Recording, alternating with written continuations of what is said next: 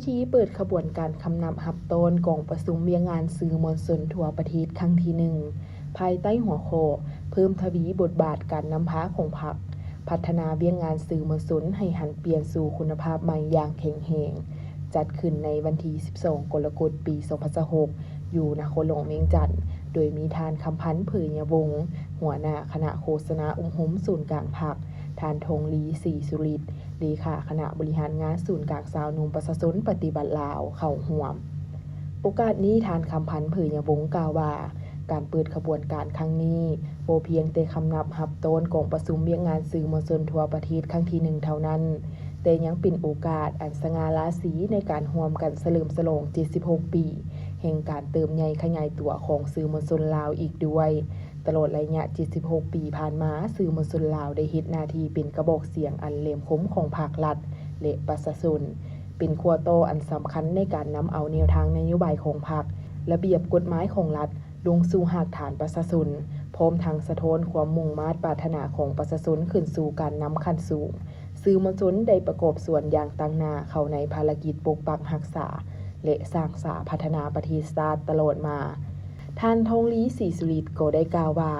การเปิดขบวนการครั้งนี้เพื่อปลุกระดมและสร้างขบวนการอันฟุดฟื้นกว้างขวางและมีแนวไหนการเมืองที่ลึกซึ้งในทั่วสังคมเพื่อคำนับหับต้นกองประชุมเวียงงานสื่อมวลชนทั่วประเทศครั้งที่ 1ให้เต็มไปด้วยความหมายความสำคัญสูงสุดเพื่อส่งเสริมและจารึกคุณงามความดีบทบาทการนำพาอันสลาดสงสัยของพรรคตัวเวียงงานสื่อมวลชนลาวตลอดระยะ76 ปีผ่านมาได้เฮ็ดหน้าที่เป็นแนวหน้าอันแหลมคมในการปกปักรักษาหากฐานแนวคิดอุดมการณ์ของชาติเพื่อสร้างความรับรู้ความเข้าใจและยกสูงความรับผิดชอบของสังคมโดยเฉพาะแม่นสาวหนุ่มคนรุ่นใหม่ให้กลายเป็นนักสื่อสารที่มีคุณภาพนำใช้สื่อสังคมออนไลน์อย่างสร้างสรรค์ถูกต้องตามระเบียบกฎหมายและพร้อมกันปกปักรักษาผลประโยชน์ส่วนรวมของชาติภายในงานได้มีเวทีสนทนาเกี่ยวกับการปรับตัวของสื่อมวลชนในยุค AI ยุคดิจิตอลพร้อมทั้งจัดห้องวางแสดงให้ความรู้เกี่ยวกับเวียงงานสื่อมวลชนความรู้เกี่ยวกับปัญหาสุขภาพของวัยหนุ่มและความรู้เกี่ยวกับเทคโนโลยีห้องวางแสดงและจำหน่ายสินค้าอุปโภคบริโภคราคาถูกห้องวางแสดงอาหารพื้นบ้านของท้องถิ่นต่างๆห้องวางแสดงเกี่ยวกับสื่อมวลชนเพื่อเน้นหนักถึงประวัติศาสตร์อันสง่าราศีพร้อมนี้ภายในงานยังมีกิจกรรมสายฟิล์มรูปเงามูลเสื้อเป็นต้นเมนเรืองกองพันที่2โดยการนำใช้เครื่องสายฟิล์มรูปเงาหุ่นเก่า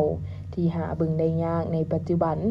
นอกนั้นยังมีจุดถ่ายภาพที่จำลองการเป็นผู้ประกาศข่าวโทรภาพผู้จัดรายการวิทยุและการพิมพ์เอกสารโดยเครื่องพิมพ์และยังมีเวทีแสดงศิลปะดนตรีจากนักร้องศิลปินลาวที่มีชื่อเสียงเติมอีก